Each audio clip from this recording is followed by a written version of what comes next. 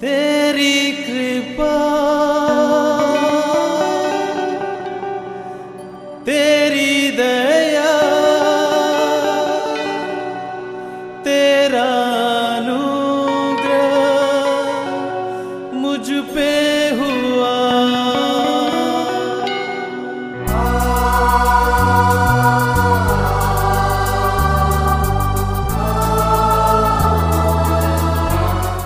जय मसीह की। मेरा नाम पास्टर संजीव उनावले है और मैं शकाना ग्रेस मिनिस्ट्री मसीह दरबार चलाता हूँ। काफ़ी मेंबर्स हैं और स्टेट में हैं उल्लासनगर, कल्याण, डोंबिवली, काफ़ी जगह पे हमारे मेंबर्स हैं। प्रभु का मैं धन्यवाद करना चाहता हूँ क्योंकि प्रभु का वचन बहुत सत्य है। आज मैं आपको कुछ गवाही देना चाहता हूँ, मेरे जीवन की गवाही, कलीसिया की गवाही और सच्चाई घटना जो पवित्र वचन के द्वारा हमको मिलती है। क्योंकि प्रभु के वचन में ऐसे लिखा है कि सच्चाई तुम्हें समझेगी और सच्चाई तुम्हें बंधन मुक्त करेगी। कई लोगों को ये सच्चाई मालूमात नहीं है, बंधन में है, तकलीफ में है, छूटना चाहते हैं, लेकिन फिर भी वो सच्चाई के पास पहुंच नहीं पाते हैं, सच्चाई को ढूंढ नहीं पाते हैं। आज जब मैं सेवा कार्य में जुटा हुआ हूँ, कई लोग मेरे पास आते हैं जो बंधुआई में हैं, शैतानी शक्ति में लपटे हुए हैं, और प्रभु यीशु मसीह के नाम में जब उनके लिए मैं प्रार्थना करता हूँ, प्रभु इनको छुटकारा देता है, राहत देता है। प्रभु यीशु मसीह क्या है ये पवित्र वचन के द्वारा मैं उनको बताता हूँ। हम जो संसार में चलते हैं एक दास के रूप में चलते हैं, क्योंकि इस संसार का अधिपति जिसको इब्लीस कहा गया है वो हमें एक पाप के दास में फंसाता है और हमारे जीवन को तितर बितर करता है। जो लोगों के जीवन में आज वो कार्य कर रहा है, कई लोग इसके लपेट में आए हैं।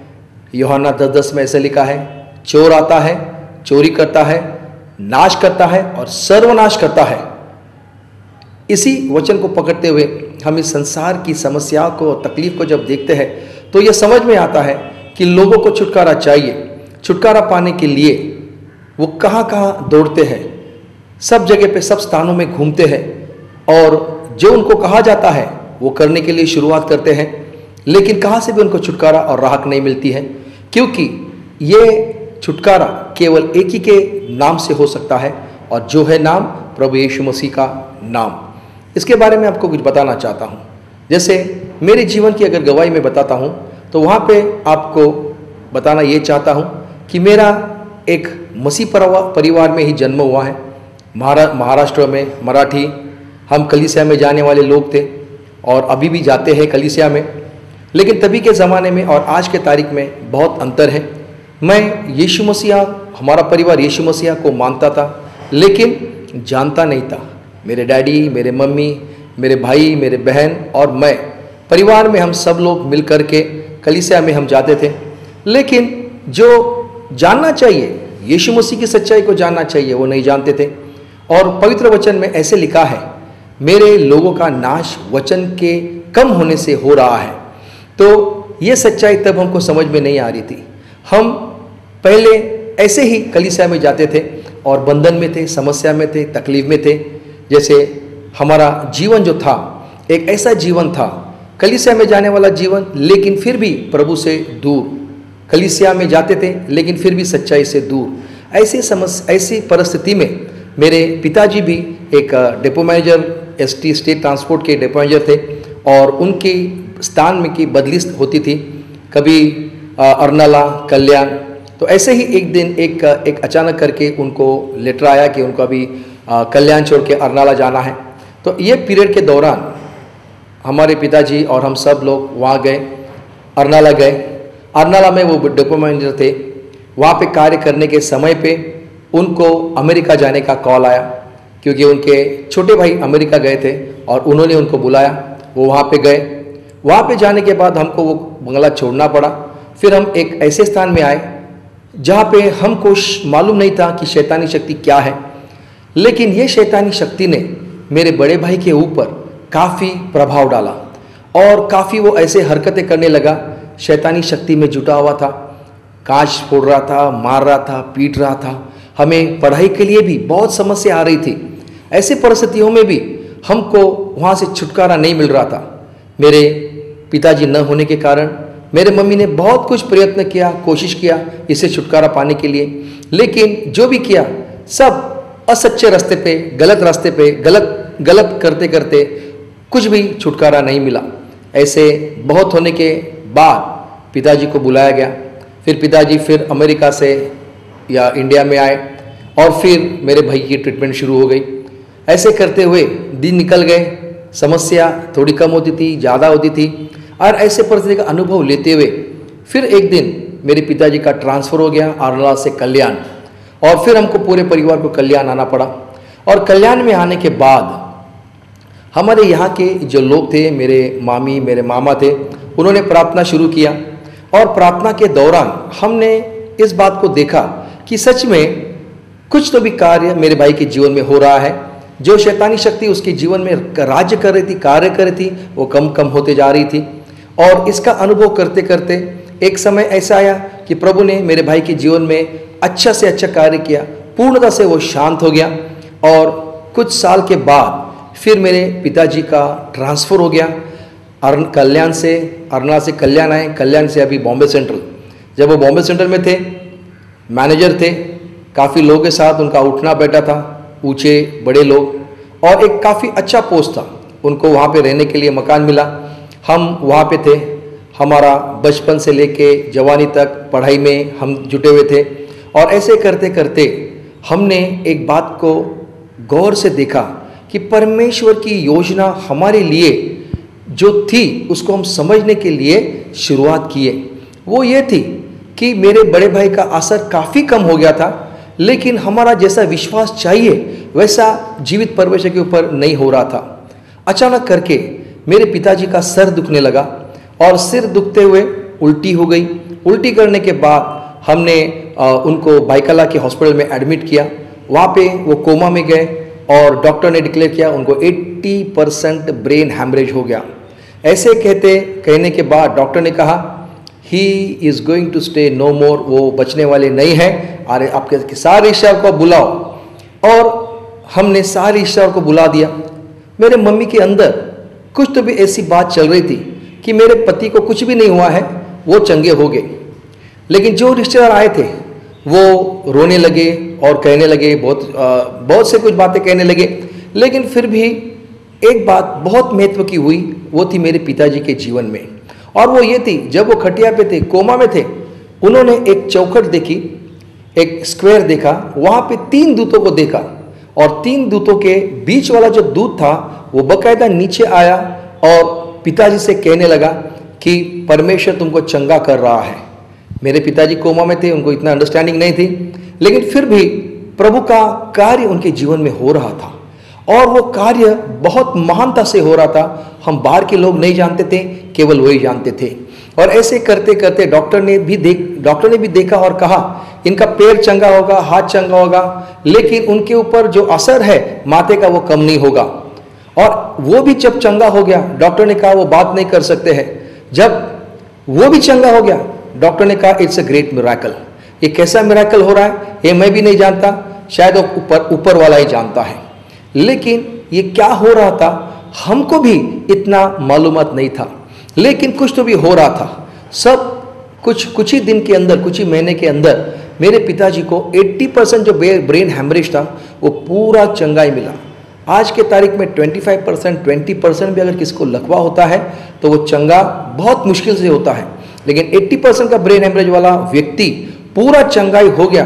डॉक्टर तो एकदम अचंभों में पड़ गया, उनके ऊपर के डॉक्टर आ गए, वो भी अचंभों में पड़ गए, और सच में वो भी कहने लगे ये कोई मिरेकल है। और मिरेकल क्या है? मेरे पिताजी जब पूरे चंगा होने के बाद वो बताने लगे कि दूतों ने मुझे आके कहा, और वो चंगे होने के लिए शुरुआत किया। मेरे प्यारे अजीजों, आज मैं आपको बताना ये चाहता हूँ कि जब मेरे पिताजी चंगे हो गए, परमेश्वर ने एक टर्निंग पॉइंट मेरे और मेरे परिवार के जीवन में रखा था।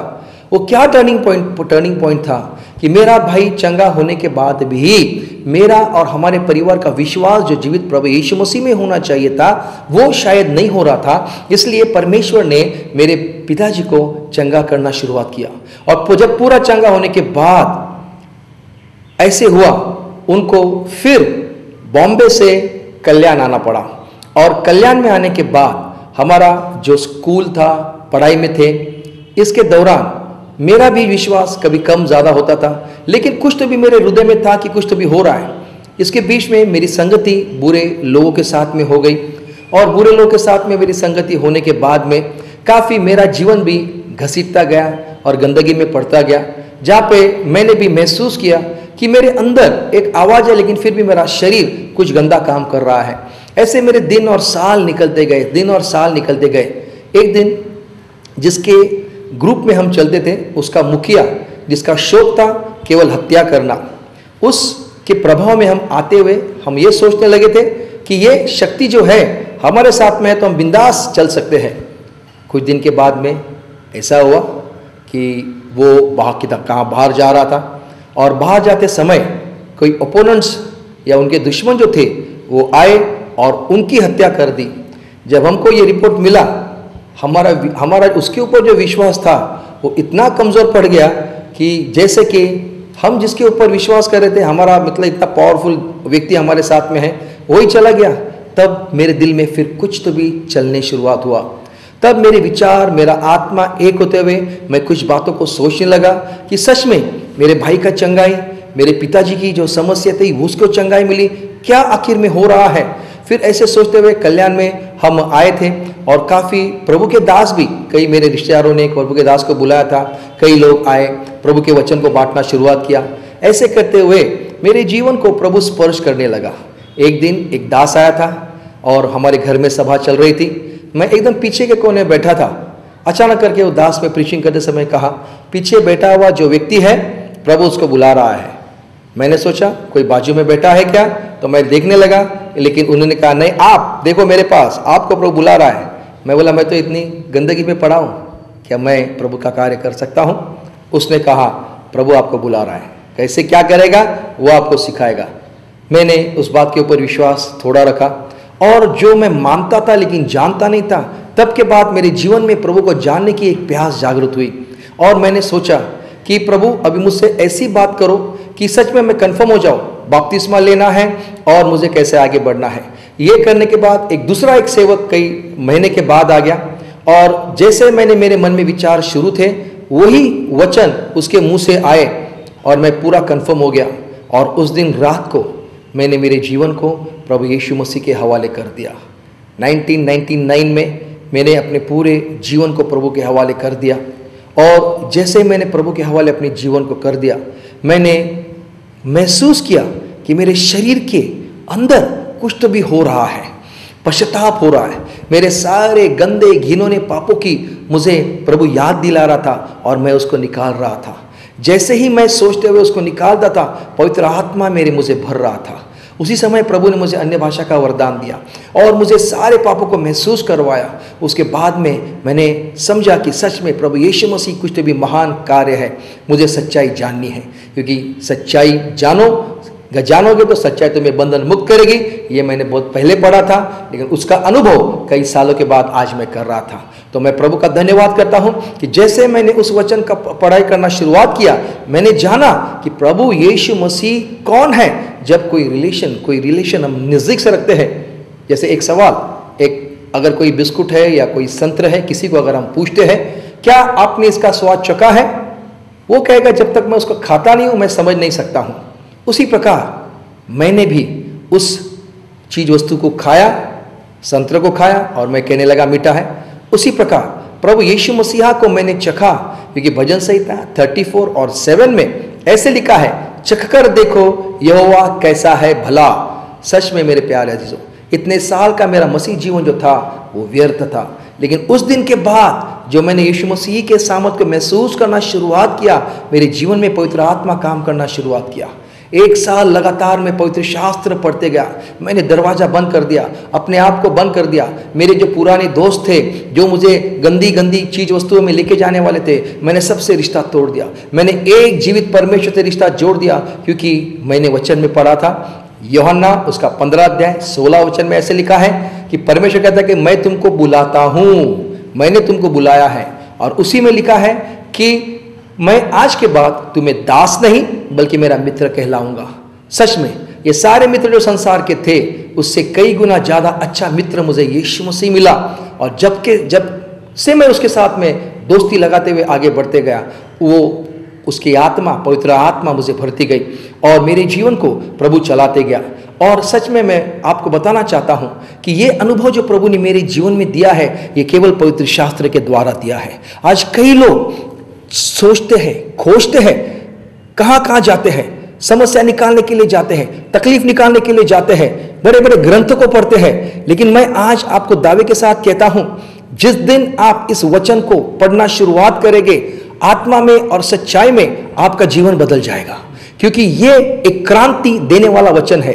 मैं जानता हूं मेरी पढ़ाई में, मैं पढ़ाई किस तरह भी करते करते डिप्लोमा किया इलेक्ट्रॉनिक्स का, उसके बाद में मैं कंपनी में ज्वाइन हुआ as an quality control engineer Orson televisions में, और कई साल वहाँ पे काम करने के बाद परमेश्वर ने मुझे छोड़ा नहीं, उसका आत्मा मेरे जीवन में कार्य कर रहा था। उसने मुझे कहा तुझे फुल टाइम मिनिस्ट्री में आना है।